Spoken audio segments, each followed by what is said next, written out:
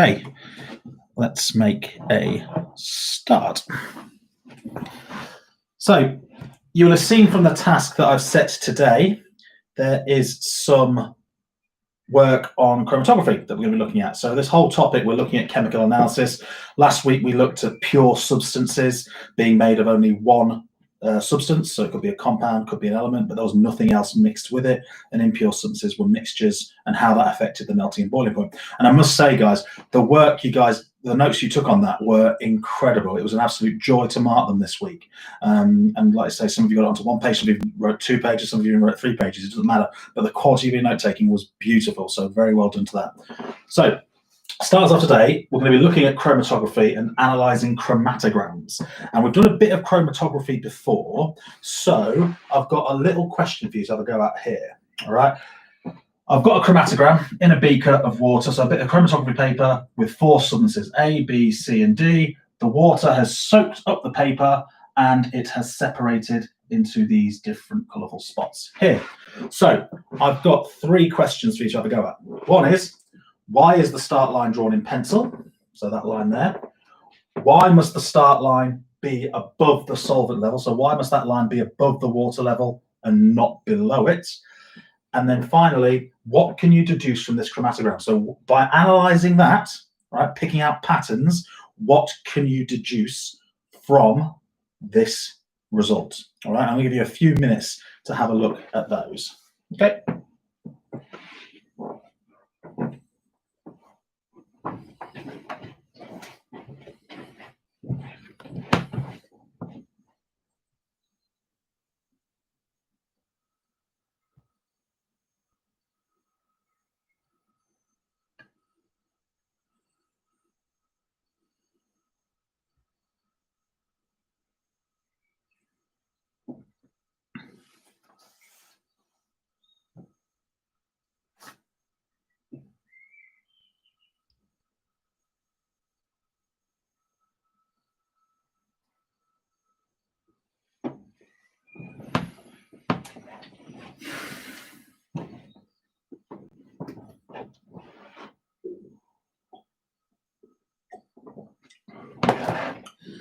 So again, why is the start line drawn in pencil? Why must the start line be above the water level or solvent level in chromatography? And what can you deduce from this chromatogram? So what patterns can you spot by looking at this? And I go, okay.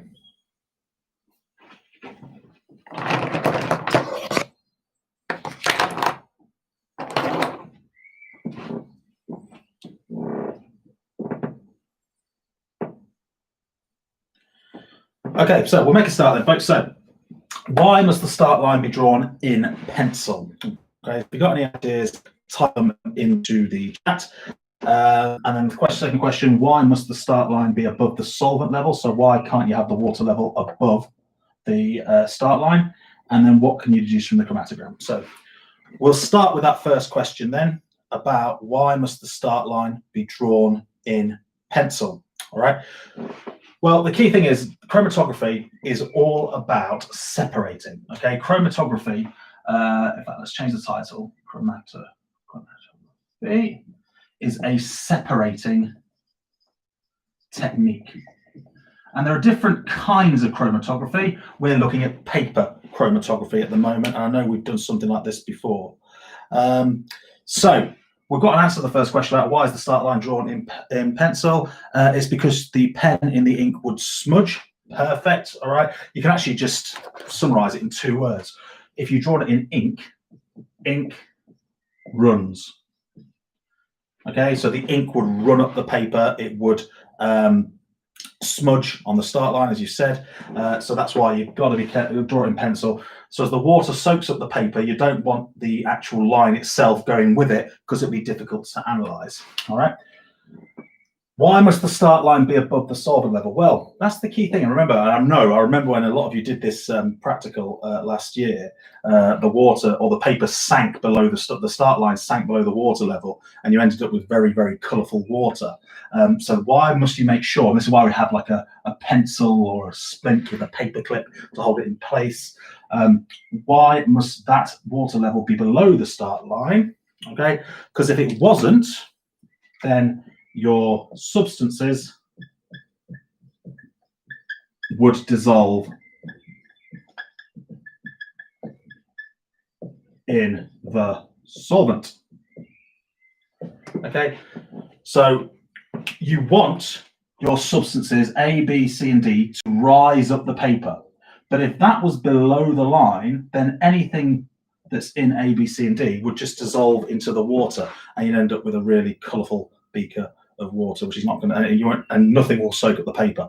So it'll separate up the paper. So there's the problem there. And the final bit, there's so much information we can get out of this, all right? Just looks like a load of colourful dots, but there's so much information we can get from it. So let's have a look then. What can we deduce? All right, well, the first thing you'll notice is that the number of spots above each letter tells you the number of components or substances that make up those different mixtures. Okay, so we can clearly see that B, C, and D have got multiple spots above them. So I'm going to just put B, C, D are mixtures. So B, C, and D are mixtures. That's the first thing I've gotten out of this. Well, I've not said A. So A is not a mixture. So what could I potentially say about A? Well, if A is only made of one component, one compound, all right, good question there. What does deduce mean? All right, deduce means what patterns, all right, or what can you get, all right, what results can you get from this particular diagram, all right? So you're analyzing this. Tell me what this diagram or this result tells you, all right? It's a very good question, by the way. So B, C, and D are mixtures. So what does that mean about A? Well, A is only made of one component. So that means that A is, and you'll see why this links to last week, pure. A is pure because it is only made of one substance, all right? So it would have started on the line, like all four of these would. As the water soaked up the paper, the different compounds separated out, and A, look, has only got one compound in it. What else could we say? Is there anything else? Anything else we can deduce? Well, do we know what any of these mixtures might contain? They could have mixtures of, there could be two of the others mixed together, for example. So if we have a look here, D is actually got, can you see that D has probably got a bit of C in it? So D has got some C mixed into it, and it's also got that green spot, which is A. So you could argue, and I think you probably should, is that D is a mixture of A and C. All right. Okay. Yeah. So D, and you can tell by running sideways. So if I were to, all right, let's just get rid of those lines now. If I was to have a mixture of A and C, so I take some C, some A, mix it together, and it's separated at the paper, it would give me the same spots in the same location of C. So you've got red there, orange there, and it would give me A as well. So again, whenever you're analyzing these, read them from left to right. Okay, so D is a mixture of A and C. I mean, you could, there's some other things you could say here in terms of the colors of the spot. The green spot, so the green spot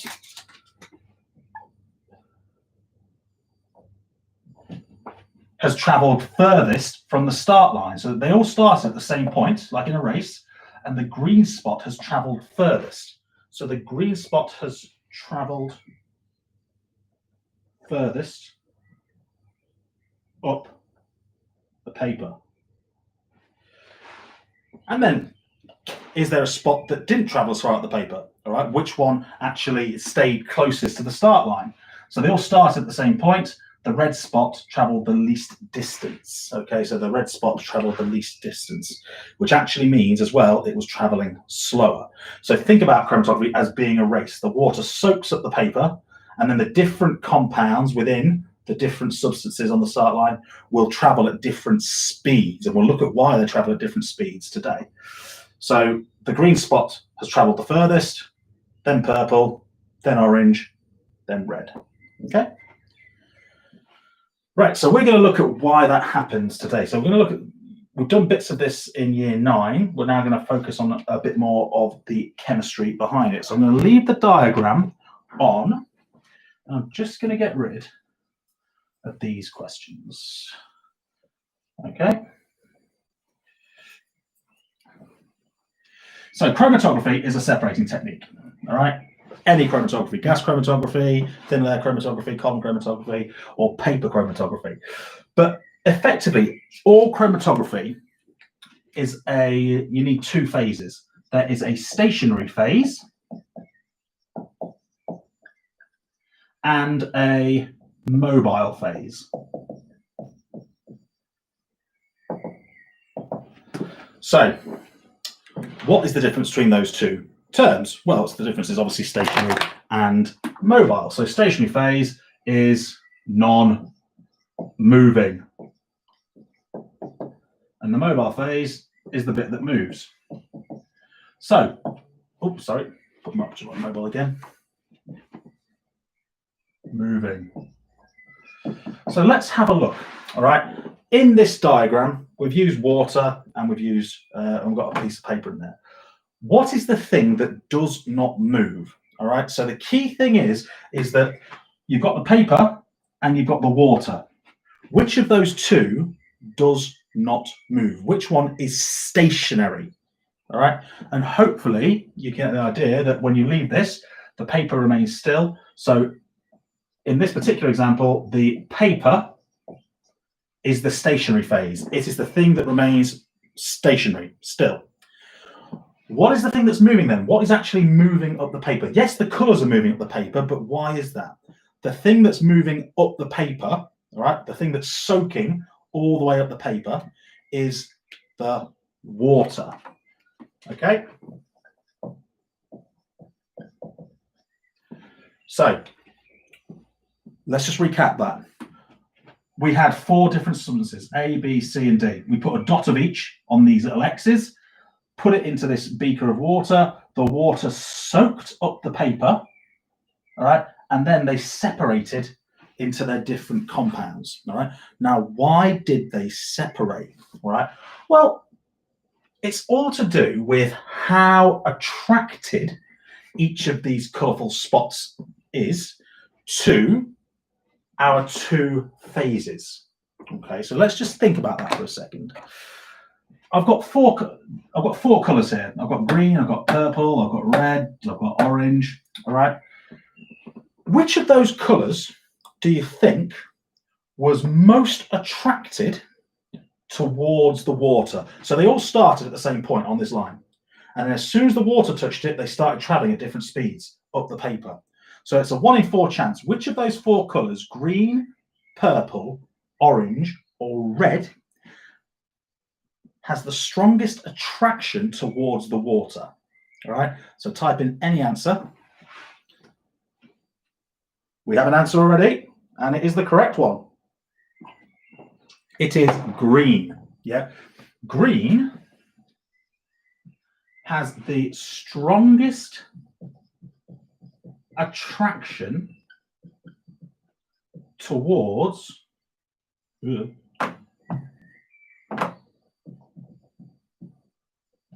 water. Okay, so well done if you got that. Now, why is that? All right, because it travelled furthest up the paper.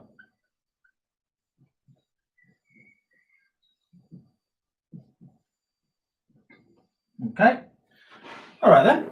So now let's reverse the question. Which of those 4 spots, green, purple, orange, red, is most attracted towards the paper? So they're not attracted to the water, most attracted to the paper.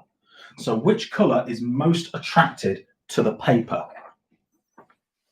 So come up with an answer.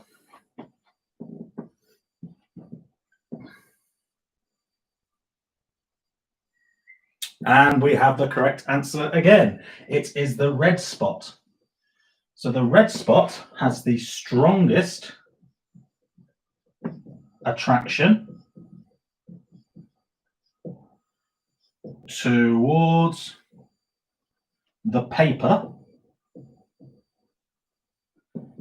because it travelled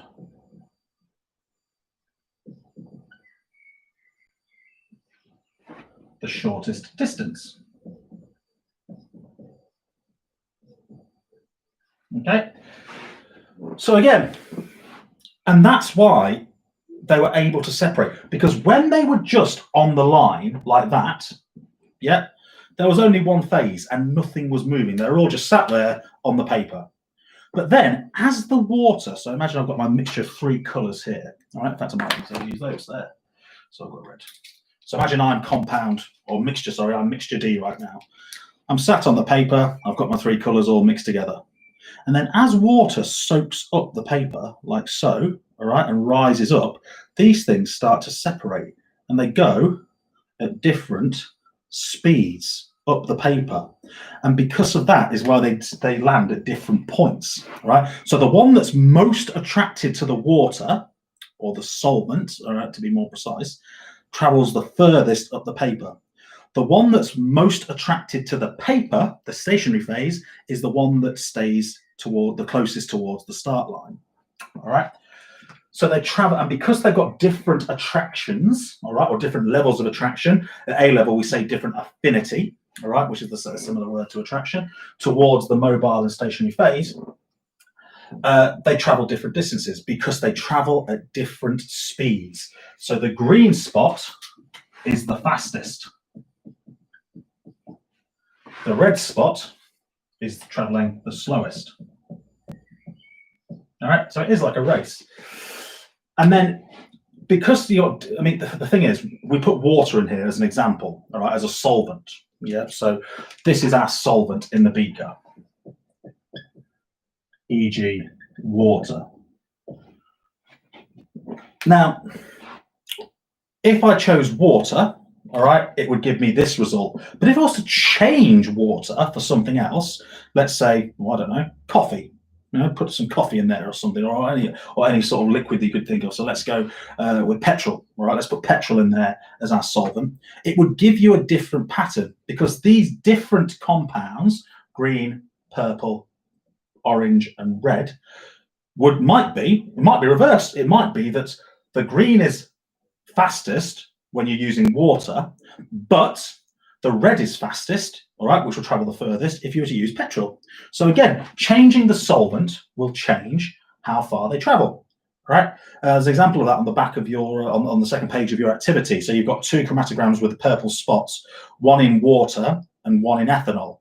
And you can see that in one of them, the purple spot has traveled further, which shows that it was more attracted to the solvent on that occasion.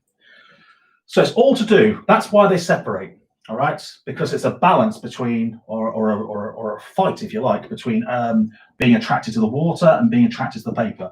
So these red spots here, as soon as the water came up, like, nah, I'm pretty safe here. I'm just going to stay around, right, somewhere close to the start line. Whereas the green, which is really, really excited and really attracted to the water, shot up the paper and ended up there, okay? So that's how chromatography works. And again, different chromatography techniques, all right, all operate on the same thing. There is a stationary phase, the thing that doesn't move, which in this case is paper, and the mobile phase, the thing that does move, which is water or petrol or any sort of solvent, okay? So what we're now going to look at is analysing these by calculating retention factors. So I'm just going to get rid of this. I'm going to keep my diagram, and hopefully this will help you finish the last part of your work for this week. All right, so right, so RF values. So RF equals retention factor. And there is an equation for this. It's RF is the distance the spot travelled divided by the distance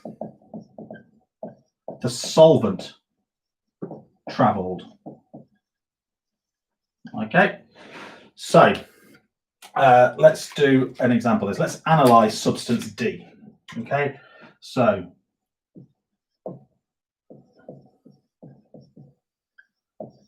we'll have spot.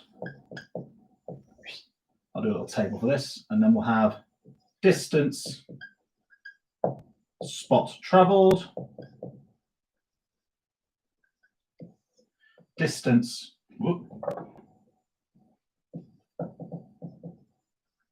solvent travelled, and then RF value. So if you've got a calculator to hand, that'd be great.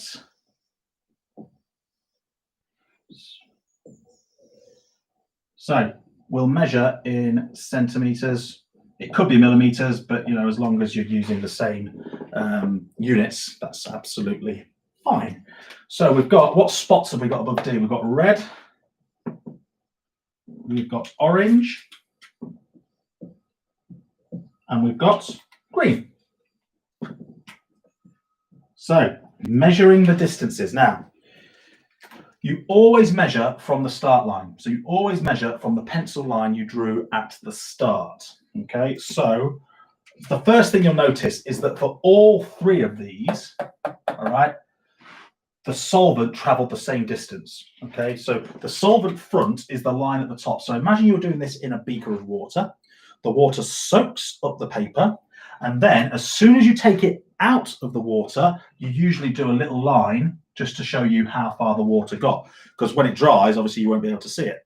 So let's put some values. Let's just work that distance out first. So we need to work out that distance is how far the solvent traveled. All right, I haven't got a ruler, but I'll use my hand as a guide, and that's about 30 centimeters. So I'm just going to write 30 there, there, and there. Yeah. And then it's just about measuring to the spots. Okay, and I'd always measure to the top of the spots here. So I measure that distance there. Okay, I would measure that distance there to the orange spot, and I'd measure that distance there to the green spot. So just to the top of each spot. All right. So let's just think about that. So we've got a scale here. So we'll say it's not far off actually, about 5, 10, and about 18. Let's go with that as our values. Might be slightly different, but we are just, so that's gone 18. That's gone 10. And that's gone 5. Yeah. And then once you know how far the spots have traveled, you can now work out RF values. So it's going to be that number divided by that number equals that number. So it will be a decimal, it will be a number less than 1. Okay, so I'll give you a couple of minutes just to have a go at those calculations. So can you work out the RF values for those 3 different spots in substance D?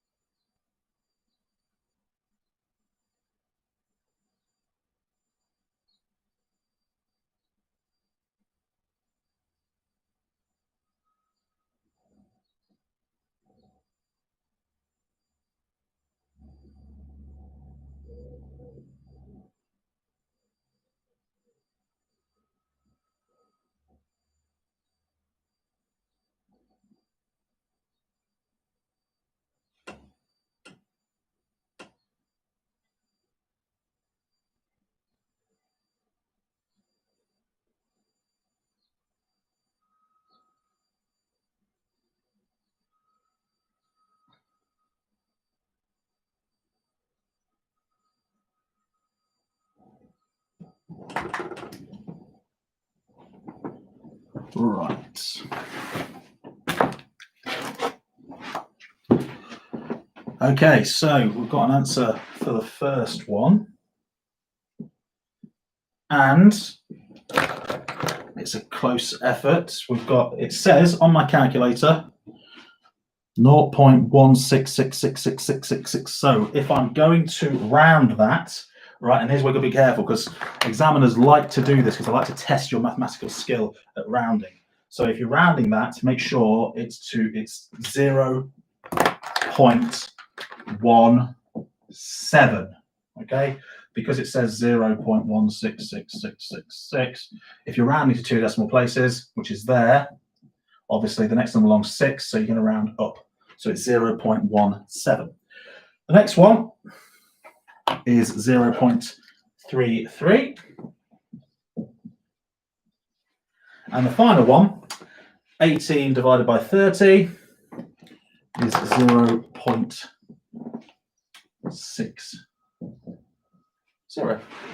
Right, I think. Yeah, I'm sure people are just checking that, but yeah, okay. So there are 3 answers, and that tells us a bit more about the compound, because we now know the RF values. Okay, before we just thought there were colourful spots, red, orange, green. Does that tell us exactly what the chemical is? Just by knowing that it's red, does that tell me what that substance is? Not at all.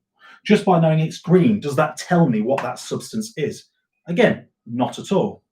But by knowing the RF value, it still doesn't tell me what it is, but I can get closer to the truth, because I can look up that value, all right, in a database of RF values for all the different chemicals on Earth, and I could then find those at 0.17. Would that tell me exactly what it is? No, but there's a key thing here. It would narrow it down. Just by knowing it's red doesn't tell me anything. Knowing the RF value still doesn't tell me what it is, but it does give me a range, a smaller range of compounds that it could be. Okay, so that's how to work it out. And I'm just going to do a little bit of an extension question now with regards to RF values, all right? Because I've seen this question creep in recent examination papers. So, right,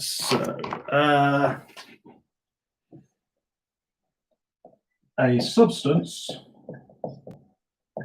has an RF value of 0.7 and the solvent front, also the solvent travelled, let's say 5 centimeters. How far did the spot travel? So now, rather than just getting you to work out RF, they're going to actually ask you to manipulate this equation. Now, or formula, sorry. So how would you go about doing it? Well, there's nothing to be scared of here because it is just 3 terms.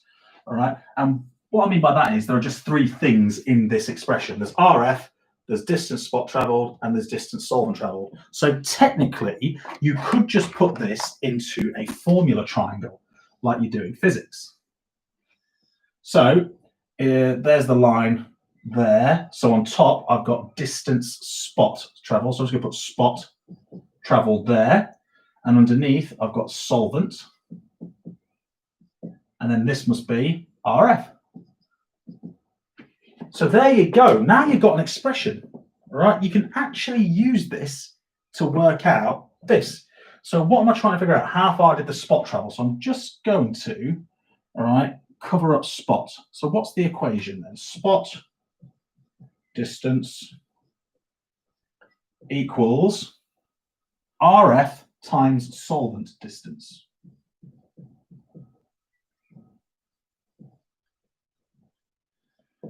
And then look in this question, do we have an RF value?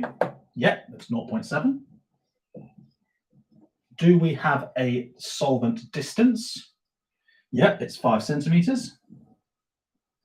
So you can times those together and end up with 3.5 centimeters. So just in exam papers recently, they have started doing questions like this, where they'll give you 2 of these different components and get you to rearrange it. But it's just a 3-term equation. You can just put it into a triangle, all right?